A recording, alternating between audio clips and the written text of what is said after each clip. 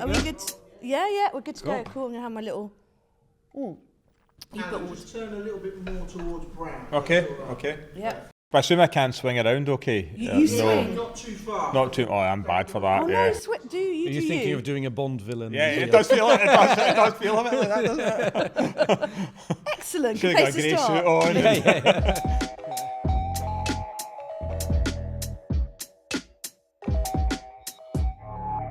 Hello and welcome to Unscripted. We've got Alan Nelson with us today, who is the Managing Office Partner for Glasgow and also a partner in our tech and media team. Welcome, Alan. Hello. Great to have you here. Thank you. Now, where to start? You're a proud Glaswegian, right? What do you love about Glasgow? Glasgow's... It's its history. Yeah. With a sort of proud heritage of shipbuilding, manufacture. That's kind of changed. Yeah. But actually, a lot of its enthusiasm as a city is still there. It's people, it's culture, it's restaurant scene. It's great food in Glasgow. Every food, time I've been really, to really good great. food now. Yeah. People have a sense of humour as well. People don't take themselves too seriously, which I think is quite a nice trait. People are generally pretty friendly. We used to have, or we still do have, amazing buildings, although the day we're recording this, obviously another building has There's a fire. sadly In Glasgow, yeah. been badly impacted. But actually we've still got that, and we've got enthusiasm to do stuff. City's maybe not as nice as it might once have been, but it's still a great city to live in. And lots of green space in the city and on your doorstep as well. So yeah, definitely a proud Glaswegian. Yeah, it's got a real energy about it. Have you been to Glasgow? I've been to Glasgow. I visited the office ages ago now. Yeah. But the thing I always notice about Glaswegians is that every single one of them is proud to be a Glaswegian, right? That is, it's a cultural thing, I isn't think it? that's right, yeah, definitely. It's just actually this is the city you're from, people call it home, and yeah, that's probably the same in many cities, particularly actually probably more so in the northern part of the UK, Yeah. I think. Yeah, I think London is quite a melting pot of sort of people a lot of people who haven't grown up here. And Yeah, so have you always lived in Glasgow? pretty much, yeah, pretty much actually. Always been in Glasgow. Obviously, in the career you spent loads of time in Edinburgh, loads of time in London, but yeah, basically always Glasgow, and that's where the family's from, and that's kind of where you end up being. And then once the kids are settled, it's quite difficult to move. Yeah. Yeah. I can imagine. I can imagine. And one of the things that we wanted to talk about today was the fact that Glasgow is hosting the Commonwealth Games. How did that come about? I think that's the project you're leading on, right? So Yeah, it's a project I'm leading on, and Bram knows a little bit of this. I know nothing, which is great. So that's perfect. So in 2024, the Commonwealth Games are meant to go to, the Commonwealth Games in 2026 were meant to be going to Australia. And in 2024, the Australian government said, actually, we've maybe not got the money to do this. It's too expensive. We don't think there's a return on investment there. And so the organising committee for the sort of central, this sort of global organising committee said, look, what else could we do that's something a bit smaller, but could another city step in? And so first half of 2024, there was quite a lot of conversations with Glasgow to see if that was very behind the scenes, is that something they could do? And probably about August 2024, Glasgow said we can step up and do this. And what's different from other games is there's no public sector money going into this, which makes it a wee bit unusual. So it has to be scaled back and it has to be more sustainable. So this is meant to be like, what would games look like in the future that aren't the Olympics? So that's the model they're trying to build. So how did it come around for CMS? Well, at CMS, in Glasgow in Scotland, there's always a little bit of an identity crisis for us, right? Because we're this massive international business, but we're also meant to be totally committed to our local market and doing stuff that's really high profile in the local market. But actually, we said, well, something like that would be really cool to do. And I took a sabbatical in the summer of 2024, and you come back and you're like, oh, this is a tough gig. What am I going to do? What's going to get me excited? Because I've had 3 months off. And actually, this was happening at the same time. And I thought, well, actually, that would get me excited. And so I run a partners meeting, and we have every couple of weeks. And we said, well, the Commonwealth Games had just been announced, like literally a week before. Would we fancy going for that? And actually, people said, oh, that would be quite interesting. And because I had spare time, having just come back, I sort of led a bid, and it was a great example of how partnership should work. One of the partners in the office had been seconded to the Commonwealth Games in 2014 at a previous law firm. That was also in Glasgow, That right? was also That's in Glasgow. why Yeah. So Glasgow stepped in. because we've done it before. We've done it before, Yeah. but we know exactly what we're doing, and we've got a lot of the infrastructure here rather than having to build it. So Chris Dixon, one of the partners, had been there before.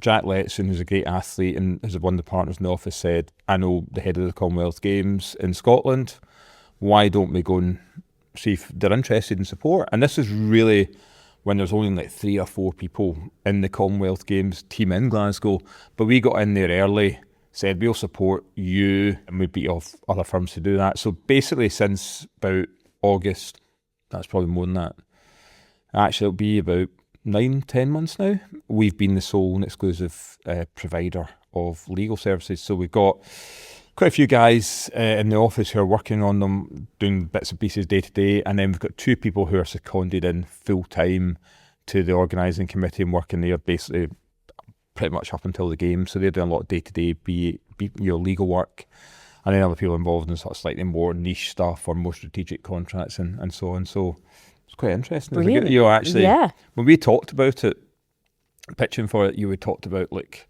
the games in 2014 left a real legacy in the city, and we talked about that pride point. People were really proud of Glasgow because for some unknown reason the sun actually shone. All the food trucks were out, and actually Glasgow looked at its best, and people were really engaged. We're hoping that there'll be that sort of really feel good factor around the city, and actually for us as a law firm to show that we are part of that and be involved in that, for our staff to be involved in that, just feels like a really good thing and something that lots of us are quite excited about. Well, you mentioned your sabbatical. What led you to sort of take that, and what did you do? Being honest, I was pretty tired, actually. Yeah, I'd just been working for, best part of 25 years, and I'm a transactional lawyer. So it was one deal to another deal to another deal to another deal. Yeah, and it's pretty tiring. And actually I thought, well, it's maybe time just to say, take a bit of time and see. So I took 3 months off, and the main thing I actually did was I went out to Brazil and worked on a project out in Brazil that was helping kids in the favelas. Basically giving them like an outdoor centre. As an outdoor centre was set up to help kids from the favelas and just basically show them how to be kids. And what led you to do that? A lady that I knew had set up a charity that was based out. She was Scottish, lived in Glasgow, but was based out in Brazil, and now lived back in Glasgow, but basically still runs the charity from Glasgow.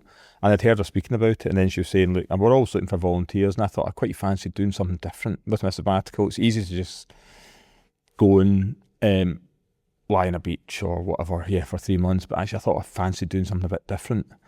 That also might prepare you for later stages in life, and maybe things that you might do in the future. And so I thought I'd do something like that, and actually that was right. And then ended up my son came out with me, actually. So I said to the kids then, I want to come. And he came at the time, he was maybe 15, 16. He just sat as equivalent of his GCSEs. Yeah. So he came out with me, and then actually he ended up going out again last summer as well on his own, aged 17, which was quite terrifying for his mum and me. What was it exactly that you did there? So we ended up basically, when I was a student, I'd worked at like an outdoor centre, and you just did activities, and then you also got involved in like building projects and just tidying up maintenance. So that was basically what we did there. So I built fences out of bamboo. We just tidied up grounds. We just got involved in sports. We painted fences. We did just lots of different stuff, and just. Did it change your perspective on life, being involved in all of that? I don't know if it changed my perspective on life. I was humbled by, there was people out there from Scotland doing that work, and I was humbled by that because it was pretty basic conditions that you were in. And I was humbled that people would do that, and would give up a fairly comfortable life in the West to go and do that, and that was humbling. It probably didn't change a massive perspective around the life. Do I want to be a different person, whatever? It wasn't that, but I just thought it was really encouraging, and actually thought, well, actually there's maybe something I might do longer term in life that's of interest, And actually I thought going out there, you didn't necessarily know what you could do, and we did stuff like wash the dishes at night after all the kids had eaten their dinners, and you just thought, well, actually that needs done, so we'll do it. And for me, that was brilliant, actually, just to see how the more practical stuff you could do as well was made a difference for other people, and actually taking the load off people who had a pretty difficult life was really good. I guess also you have very much a thinking job, Yeah. right? And I think it's sometimes fun if you have a thinking job to then just use your hands for a little while, right? Oh, Not have absolutely. to think too much and then just focus on the fence you're building. Yeah, exactly. I mean, Yeah. actually, and I think if any of us have done the sort of days out at Stepney City Farm, actually everybody quite enjoys that for the reasons you've just outlined. And we talked about sport, but like one of the things I quite like doing, I actually quite like doing stuff in the garden. And again, it's actually you just focus on the task immediately in front of you, and it's a very therapeutic type of thing. And you don't, as I talked when we were joking before we came on, I was talking about I've got quite an empty brain sometimes, and actually empty mind. And actually, when you do things like that are physical, you just focus on what's in front of you, and you don't have time to worry about whatever might be a source of worry otherwise. Yeah, you're in a microcosm, aren't you? Just focused on how do I do that better, and how do I maybe make the next bamboo fence and so on. Yeah, But, exactly. yeah. And build a deck or whatever it was you're doing. Yeah. It's good. It's interesting to hear that because obviously you are a lawyer. What do you enjoy about the legal aspect of things, or do you just want to be building fences? No, secretly? I don't. No, I enjoy doing transactions. Oh, like the deal, I getting enjoy doing a deal and working out the different points, how the different points relate to each other. Yeah. And then there's a sort of chess piece, sort of the chess game about it that you go, actually, if we do this, then they'll do this, then that'll happen. And a lot of lawyers will have that, whether you're a litigator or a deal transactional lawyer, you've probably got a similar mindset. There's thinking ahead and saying, this is probably where we're going to end up. So what are the steps we do to do that? So I enjoy doing that, and actually also understanding the issues from the client's perspective. What are the risks that we are worried about here, and what does history tell us has been bad about this particular project or this particular service? How do we improve it going forward? And actually just working with the clients to get a solution that deals with those concerns. And that's the bit I enjoy. And the fortunate deals that I do are not like M&A deals where you're at 3 o'clock in the morning. We do sometimes do that, but it's a bit more stable, generally consistently busy, but you're normally in control of the timetable rather than private equity advisors, whatever. There's a lot of students that are trying to figure out what is it like to be a lawyer, and it's quite interesting that you kind of touch on the fact that there's different ways of being a lawyer. Some can be quite analytical if that's your vibe, but you can also be a little bit more of a problem solver, or well, I guess all lawyers are problem solvers, but more social. So I wouldn't say I'm a particularly sociable or outgoing person, but if I know people well, I'm very comfortable. I'm very happy talking to people. But actually, we are a people business. That is what, like, we are not like, our brand doesn't sell itself. What we sell is people and the intellectual capability of people. So if our people don't feel valued, if our people don't feel like they belong here, if they don't feel encouraged or motivated, we've not got much to sell. And so actually I think just that sort of working alongside people that's how people enjoy work. They might enjoy working a particular project because it's a really interesting subject matter, but that project will be gone next week, next month, whatever it might be, but the people they're working with will still be there. So actually having an environment where people feel like they can thrive and they feel valued, I think is really, really important. Do you remember a time when you sort of learnt that about being a lawyer, or someone who taught you that? Sort of teamwork, I guess, and that importance. Probably one in particular. I worked for a particular manager when I was a partner when I was younger, who didn't really, it's a kind of funny position where he wasn't the most obvious partner to have in our team because he'd actually been a corporate lawyer, not a technology lawyer. But every day he'd sort of say, what you got on, what you're working on today, and he often couldn't really help with what you were doing, but actually was always interested. And I kind of thought, it's a bit weird that you ask me that every day. But then when I reflect back on it, as I did probably maybe a year or two later, I was like, actually, that was really good people management skills. And it just made you feel valued and always had an opportunity to say, I'm stuck with this. And whether you couldn't often always help or you couldn't always help, but actually it made you feel really valued and that you could always come, and it was very much a two-way dialogue that you were kind of doing that. Do you think that's harder though in like you said you work in technology, with technology the way it is, or do you think it's a mindset rather than? I think some of that's a mindset. It's getting harder though. right? It's a You noticed that, I think yeah. there's a mindset. We had a pretty tough week last week. Just a few of us on the team with various transactions are all going full tilt. And we don't actually have time to think because you want to be doing project management type activities. And if we go back 5-10 years ago, there possibly wasn't that same pace. Yeah, the oppressiveness of the Teams calls where you can have 8 in a day that just didn't exist. Exactly, yes. I do think there's probably less thinking time now. Diaries are maybe overmanaged as well. Everything's scripted, diarised, etc. Yeah. And so it can be difficult when people don't have a lot of breathing space to say, look, let's just think about this. Let's get the right answer before we speak to somebody. So you're actually getting on a call to talk to clients about something you've actually not seen until you open the document on the call. And that's harder for people, yeah. And actually you have to have a fairly resilient mind to be able to deal with that day in, day out. And actually last week was a pretty difficult week, but for a few of us, but actually it was just that sort of methodology. But we kind of, this week's camera and we go again. Yeah. What do you do when you have a difficult week? So actually I quite like just getting outside, yeah. And it doesn't really matter what I'm doing, but just outside. So I've got a couple of dogs, so you walk the dogs. It's quite nice. It's sunny at the weekend, so you just walk What the dogs dogs. have you got? Labradors. Oh, nice, yeah. I'd like So- some dogs one day, but I Yeah. have children, small children at the moment. so- Yeah. So do that, actually. Even just things like washing the car, right? Doing a bit of Yeah, tidying you're going up. back to your manual labour, build a all fence, that, yeah. all that stuff, cut the grass, that Yeah. sort of stuff just takes your mind. So don't need to be out doing lots of different stuff. Quite content at home or walking the dogs along the beach, something like that. Yeah, not very. I think it's often a misconception that when there's a lot of stress going on or there's a lot of anxiety or whatever, that you can think your way out of it. You think, okay, if I think of a solution to this or if I change my mindset to this, and often the most simple thing that you can do is not think but do something. Just get away from something. Yeah.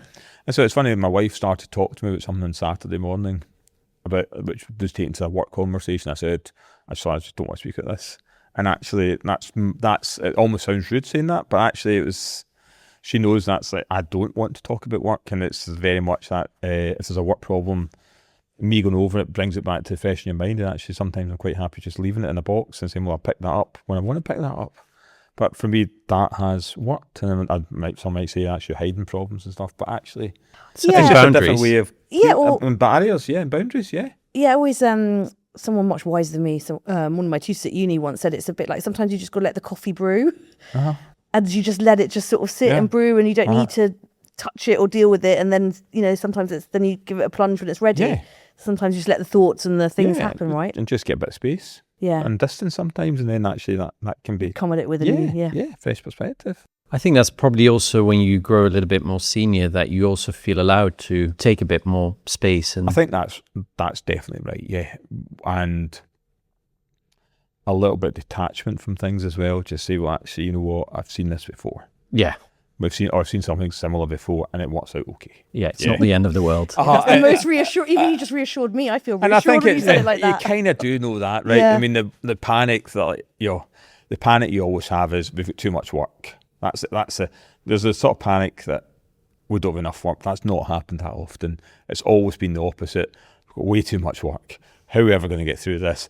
The client said there's multiple clients saying deals are all run to the same timeline. How are we going to do that? And you're like, well, that problem has been there for at least the last 10 years, and it's always been fine, right? Yeah. So it might be a bit bumpy for a few days, but we'll get through this. Yeah, that sounds so reassuring. What would you, if you're a junior lawyer now, kind of entering the profession, what would be your sort of top tips looking back over the last 30 years? What would you say? I think AI is going to have to feature somewhere, right?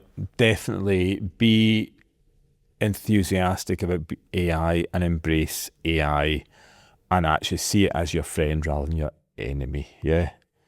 It's not there to do a job, but it'll enhance your job, and it'll make you much better at your job. So you have to do something about that. But actually, I think find something you like doing, right? Find the type of work that you want to do. And that might be something that on paper is quite dry, but actually if you like it, you then do it, because it's a long career. And so finding something that you really enjoy is going to be important. And then surround yourself with really good people. Yeah, I think that's, for me, I come back to it's a people business. And having people that you like work with, play a long game on people and relationships, But actually, I think be surrounded by good people and surround yourself with good people. And as you evolve in your career, think about how you behave with people and how you model behaviour as well. And even as a junior lawyer, do that, because actually folk are looking up to you. No matter where you are in your career, people are looking up to you or looking at you. So think about the behaviours that you model and try and set good behaviours. I think that's one of the things that people often don't focus on when they're thinking of like a career or a job or whatever. They probably think a lot about the what that they'll be doing and sometimes the why. But is kind of inserting yourself in a good environment with good people, and then the what kind of already is a lot more fun as well if you're doing it with the right people, right? Whether you're building a fence or actually reviewing a contract, if you've got nice people around you, it's just a much more pleasant environment. Yeah. And actually because then you can deal with bad stuff. If you're in a good environment, you can deal with bad stuff. If you're in a bad environment and there's bad stuff, it's not good. Yeah. So I think it's like actually, but if you have a bit of resilience around you, a bit of people who support each other, that's just going to make a massive difference. Yeah, absolutely. Brilliant. I think the lights going off is a subtle sign. So do you think that we've the time has come? Running out. I did wonder that. Yeah. We're running out of time. One final question: What gives you joy? Really simple things in life, actually. Walking along the beach with my dogs and my family would probably be a simple thing that gives me joy. Amen to that. That sounds That's excellent. A great way to live, I think. Yeah. Thank you so much for your time. Thank you so much, Alan. Thank you. Excellent.